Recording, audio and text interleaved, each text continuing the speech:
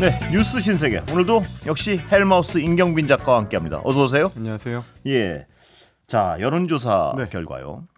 또 역대 최저치 기록했습니다. 네, 오프닝에 소개해 주신 여론조사는 이제 한국갤럽의 여론조사입니다. 지난 5일부터 7일까지 전국 만 18세 이상 유권자 1,002명을 대상으로 실시한 여론조사고요. 예. 자세한 사항은 한국갤럽 홈페이지를 참조하시면 되겠습니다.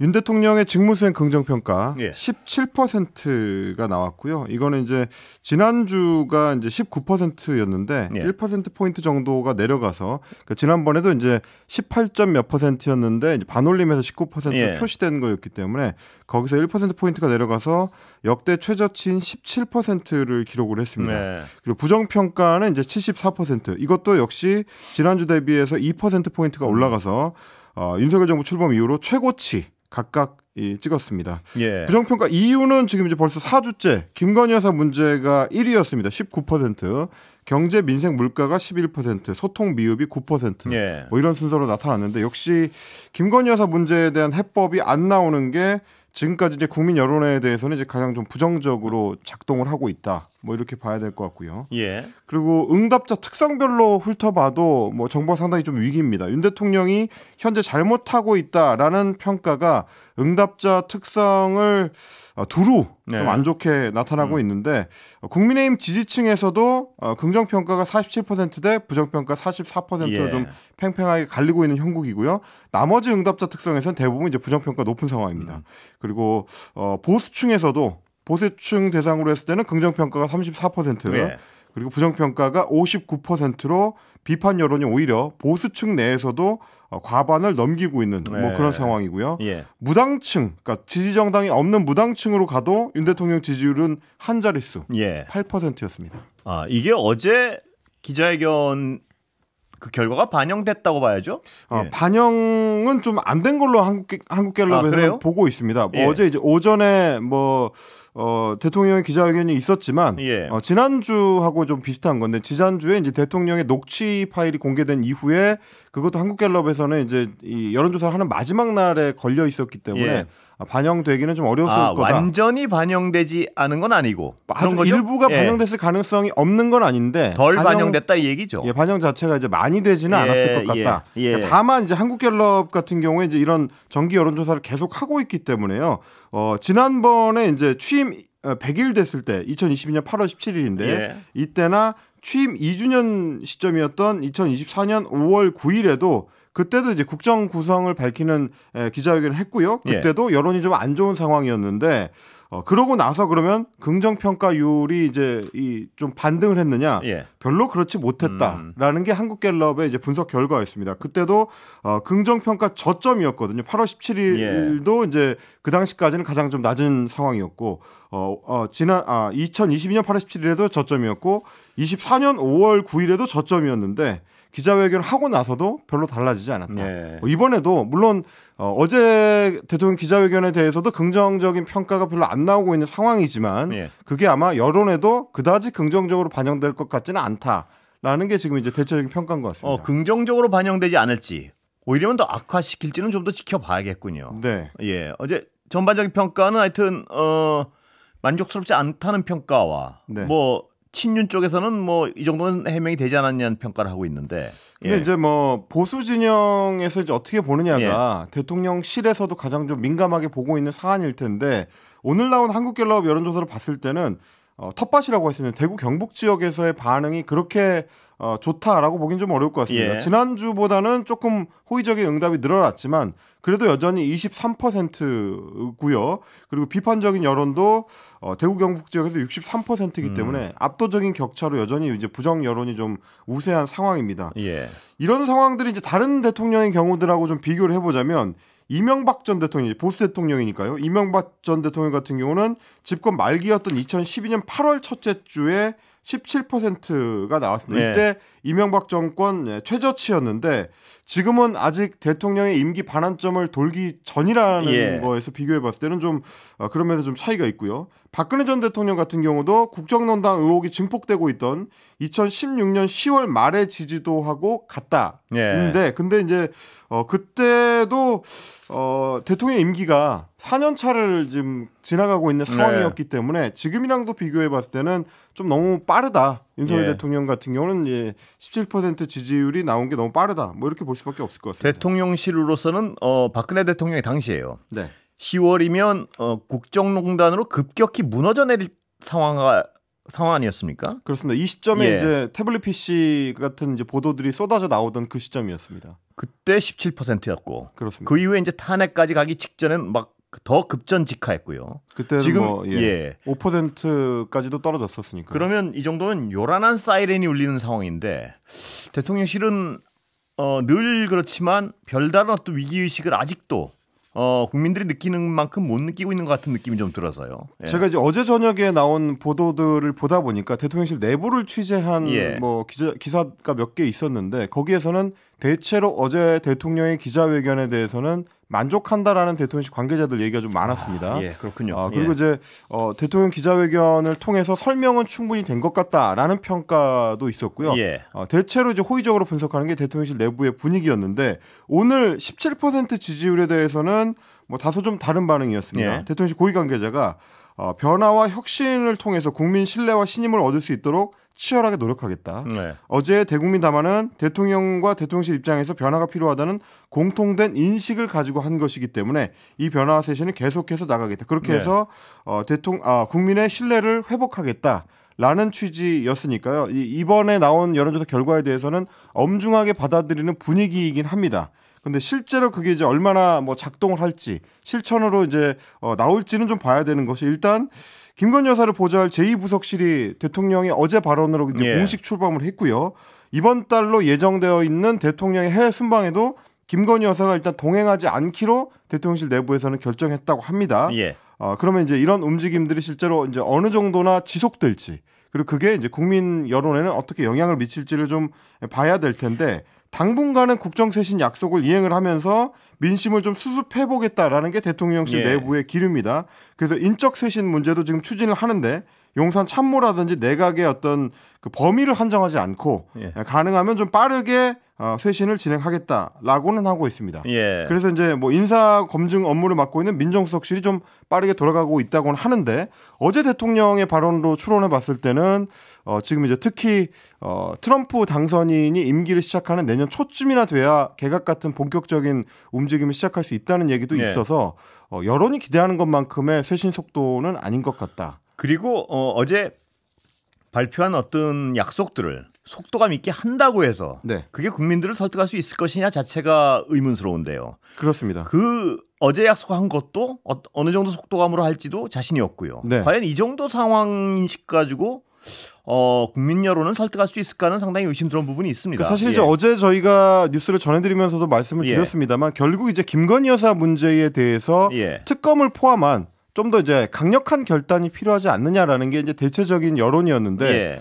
그 부분은 지금 반영이 안 되고 있는 상태다 보니까 그렇습니다. 그래서 오늘 야권에서도 어제 대국민 담화에 대해서 굉장히 좀 짠 평가를 내놨는데요. 이재명 민주당 대표 같은 경우는 반성은 없고 국민 앞에 솔직하지 못했다라고 평가를 했습니다. 그러면서 뭘 사과했는지 모르겠다는 국민들의 말씀이 많았고 윤 대통령의 성찰과 진정한 사과 그리고 국정 운영 기조의 전면 전환이 꼭 필요하다.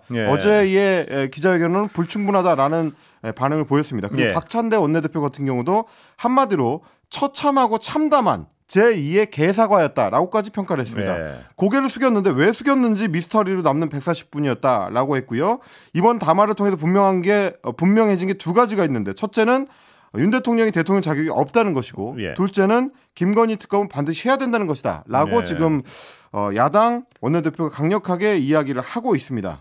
반면에 주목을 받았던 게 이제 한동훈 원내대표는 그렇습니다. 어제 별다른 반응을 내놓지 않았기 때문에 오늘 어떤 반응을 내놓을 것이냐라는 굉장히 거였거든요. 어떤 관심사였죠. 오전 내내. 그렇습니다. 하루 만에 페이스북을 통해서 입장을 내놨는데요. 이제 중요한 것은 민심에 맞는 수준으로 구체적으로 속도감 있게 실천하는 것이다 라고 이야기를 했습니다.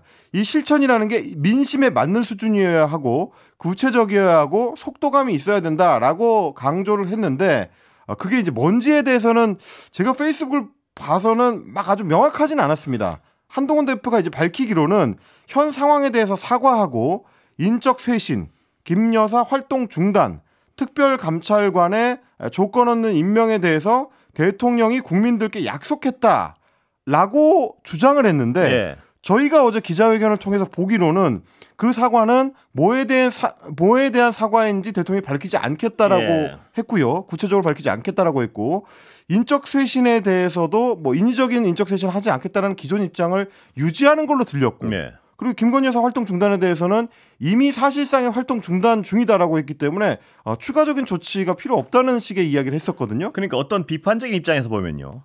한동훈 대표가 그냥 어제 기자회견을 자기 해석하고 싶은 대로 해석하고 나서 뭐 그 정도면 기자회견은 됐는데 앞으로 실천 정도도 또 제시하는 방향도 모호하고요. 그렇습니다.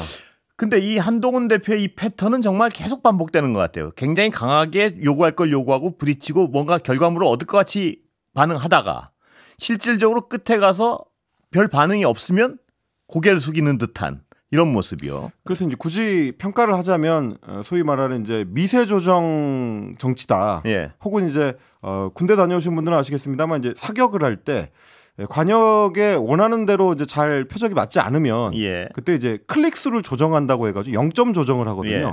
근데 그 0점 조정이라는 게 많이는 못합니다. 예. 아주 미세하게 조금씩 조정을 해나가는데 지금 이제 한동훈 대표가 취임하고 나서 용산이나 혹은 이제 대통령을 향해서 하는 이 이야기들이나 어떤 태도를 봤을 때는 조금씩 클릭수 조정을 하는 것 같은 0점 예. 조정을 조금씩 하는 것 같은 뭔가 방향 조정을 하듯이 확 돌렸다가 다시 네. 저쪽에서 변화가 없으면 그쪽으로 다시 돌아와서 말입니다. 그렇습니다. 지금의 국면이 이제 국민 여론으로 봤을 때는 굉장히 좀 크게 이제 획을 그어야 되는 그렇습니다. 방향을 크게 전환해야 되는 국면인 걸로 보이는데 한동훈 대표는 좀 다른 판단을 하는 것 같다. 그래서 이제 미세 조정을 통해서 조금씩 용산의 변화를 끌어낼 수도 있다라고 판단하는 것 같습니다. 일관된 태도면 또 국민들이 덜 실망을 할 텐데요. 네.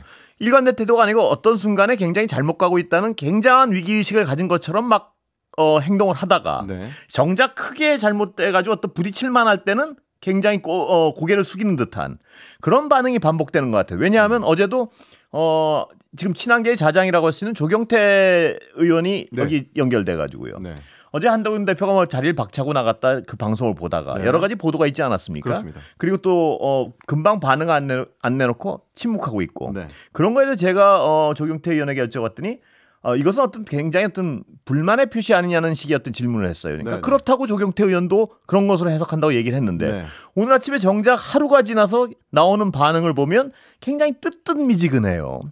이런 상황이 반복되는 게 과연 도움이 될까? 정부 여권에 여당에 네. 뭐 그런 생각을 피할 수 없었습니다. 그렇습니다. 오늘 이제 한동훈 대표의 입장문을 뭐 요약을 하자면 어제 대통령이 사실상 본인이 주장해 왔었던 국정쇄신을 위한 뭐 어떤 제언들을 다 받아들이고 예. 이제 앞으로는 실천하는 일만 남았다라는 얘기가 되는 거거든요. 자기 해석 같아요. 아무리 그렇습니다. 봐도. 그게 과연 어제 같은 기자회견을 지켜봤던 국민들의 생각과 같은 것이냐. 한동훈 대표가 자주 쓰는 말에 따르면 이제 국민 눈높이와 맞는 평가인가 뭐 그런 의문은 좀 들 수 있을 것 같습니다. 왜냐하면 예. 이제 친한계 내부에서도 물론 이제 대부분 익명을 빌린 발언들이긴 하지만 예. 어제 기자회견만으로 지금 국면을 전환시키기는 좀 어렵다라는 평가들이 많았고요. 그리고 뭐 이를테면 어제 저희가 이제 소개를 해드렸지만 한 친윤계 인사 같은 경우는 오늘 나가기로 했었던 방송 출연도 다 취소시켰을 정도로 지금 수습하기가 좀 어려운 상황이다. 이런 반응도 예. 나오고 있는 상황이라서 친한계 내부에서도 그런 반응이 나오는데 왜 한동훈 대표는 좀 다른 평가를 내렸을까? 뭐 그런 좀 의문이 들긴 합니다. 한동훈 대표가 정말 마음속으로 자신이 요구했던 그런 개선 여러 가지 요구 사항들을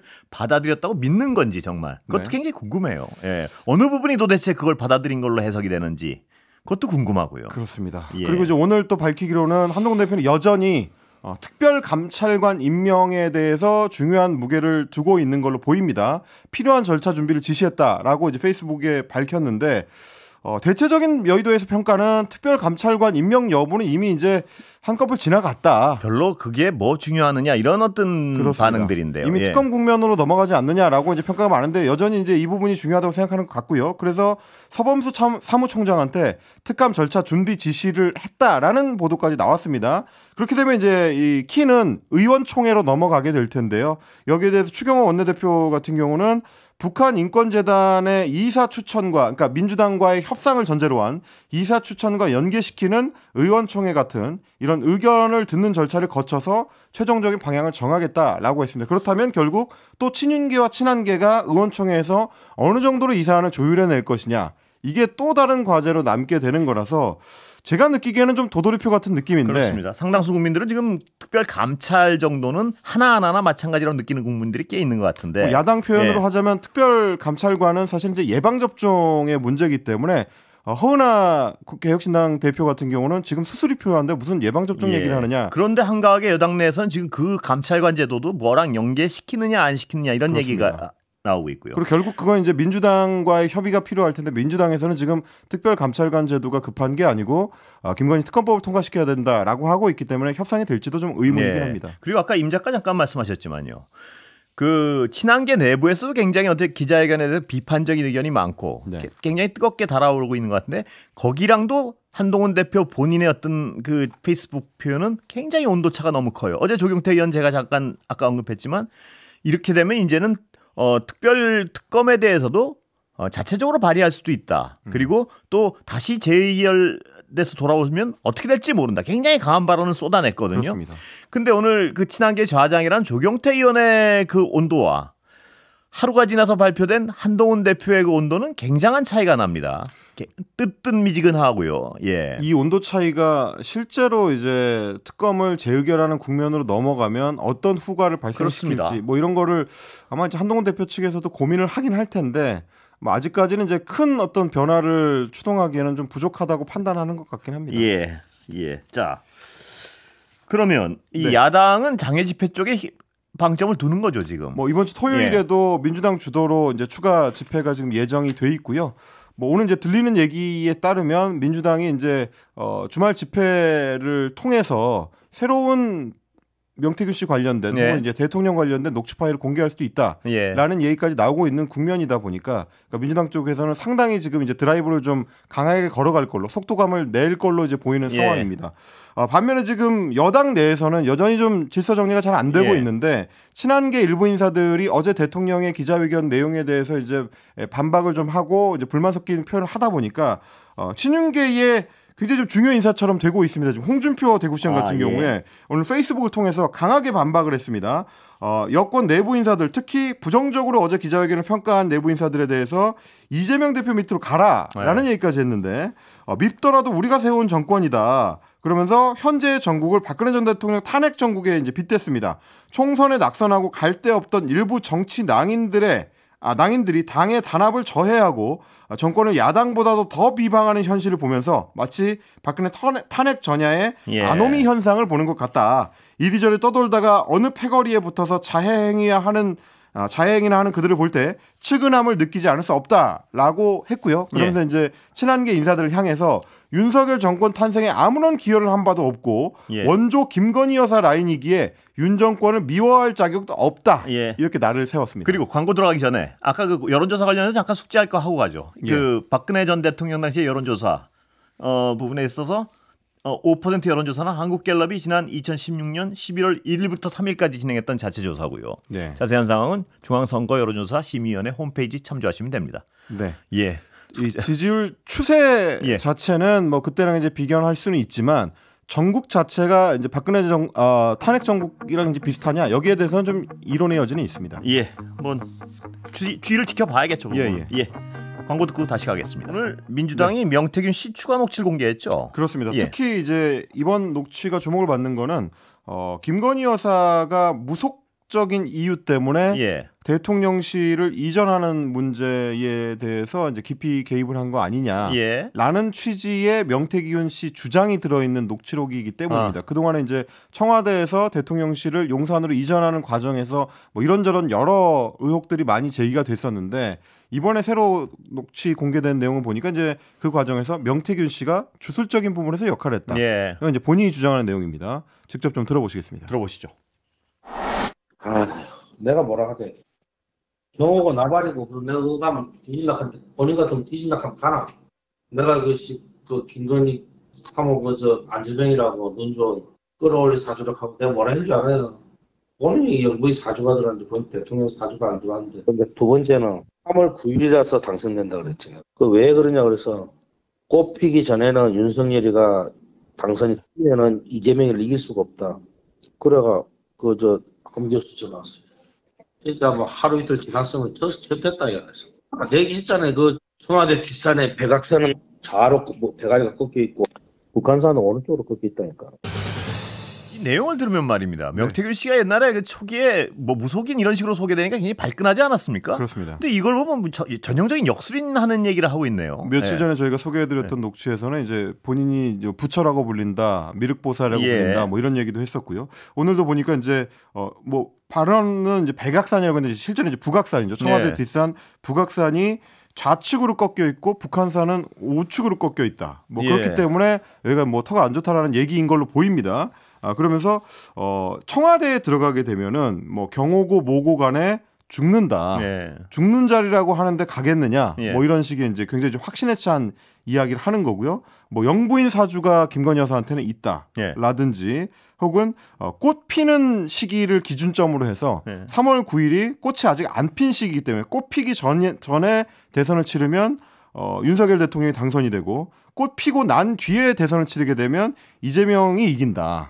근데 이제 그게 또 역시 김건희 여사의 사주랑 연결돼 있다라는 얘기는 뭐 장윤선 기자가 진행하는 유튜브에 나가서도 그때 이제 취재를 할 때 명태균 씨가 또 했던 얘기기도 하거든요. 아마 본인이 뭐 여러 군데에서 여러 차례 얘기했던 걸로 보입니다. 이 정도 발언이면 역술인 아닙니까? 일반인이 이런 얘기를 하나요?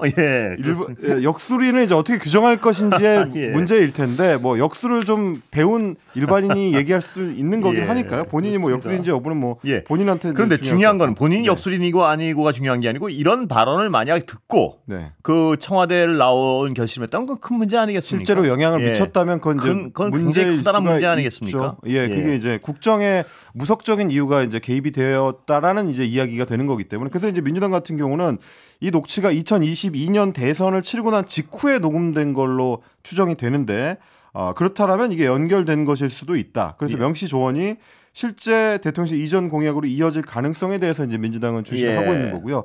뭐 이게 이제 단순히 녹취로 끝날 것인지 혹은 예전에 이제 공개됐었던 그 문제 백재권이라고 하는 이제 역술인이 뭐 이렇게 어디로 대통령실을 옮길 것인지 혹은 관절을 어디로 옮길 것인지 할 때 자리를 보러 다니는 데 있어서 정부 인사들과 같이 움직였다라는 보도가 나온 적이 있는데 그런 어떤 그 역술적인 사건들하고 혹시 연동되는 것인지 뭐 이런 정말 불안합니다. 궁금증이 들 수밖에 없는 것이죠. 그런데 만약에 뭐 아직 이제 밝혀져야겠지만요.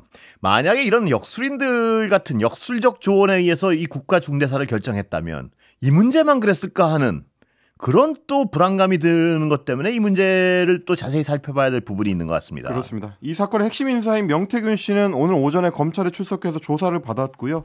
오늘 오후 4시쯤에 이제 건강상의 이유로 조사를 여기까지만 받고 이후에 또 추가 소환을 할 것이다라는 게 이제 변호인 측에서 밝힌 내용입니다.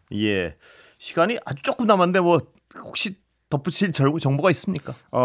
명태균 씨가 오늘 이제 주장하기로는 경솔한 언행으로 민망하고 부끄럽고 죄송하다라고 했습니다만 본인은 단돈 1원도 받아본 적이 없고 이 사건은 돈의 흐름을 파악하면 해결될 것이다라고 주장을 했습니다. 여기까지 듣겠습니다. 김용선 의원 반띵은 어떻게 됐는지 궁금하고요. 오늘 감사합니다. 고맙습니다. 김경빈 작가였습니다.